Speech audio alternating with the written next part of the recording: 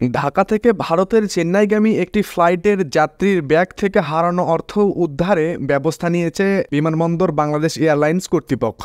এর সঙ্গে জড়িত থাকার বিমানের ৫ কর্মীকে ইতিমধ্যেই থানায় সোপর্দ করেছেন তারা। আজ সোমবার এক সংবাদ বিজ্ঞপ্তিতে এসব তথ্য জানিয়েছেন বিমান বাংলাদেশ এয়ারলাইন্স। বিজ্ঞপ্তিতে বলা হয়, গত ২ আগস্ট বিমানের এক যাত্রী চেন্নাই যান। সেখানে পৌঁছার পর ব্যাগে রাখা বিদেশি মুদ্রা না পেয়ে লিখিত অভিযোগ করেন। এরপর বিমানের নিরাপত্তা বিভাগ বিষয়টি তদন্ত করে ঢাকা স্টেশনে কর্মকর্তার ৬ ট্রাফিক হেলপারকে চিহ্নিত করে। তারা ঘটনার সঙ্গে জড়িত থাকার কথা স্বীকারও করেছে। বিজ্ঞপ্তিতে আরও বলা হয়, এ ঘটনায় ঢাকা বিমানবন্দর থানায় মামলা করে বিমান কর্তৃপক্ষ চুরির সঙ্গে জড়িত থাকায় ৫ জনকে থানায় সোপর্দ করা হয়। এ ঘটনায় জড়িত অপর ব্যক্তি পলাতক। আইন প্রয়োগকারী সংস্থার মাধ্যমে চুক্তি হওয়া অর্থ দ্রুত উদ্ধার করে যাত্রীদের ফেরত দেওয়া হবে বলে জানিয়েছেন বিমান বাংলাদেশ এয়ারলাইন্স। পাশাপাশি যাত্রীদের ব্যাগের মূল্যবান সামগ্রী, টাকা পয়সা ও অলংকার পরিবহনের নিরুৎসাহিত করে এসব সামগ্রী চেকড ব্যাগ বহন না করে নিজের হাতে রাখা ব্যাগের বহনের জন্য অনুরোধ জানিয়েছেন।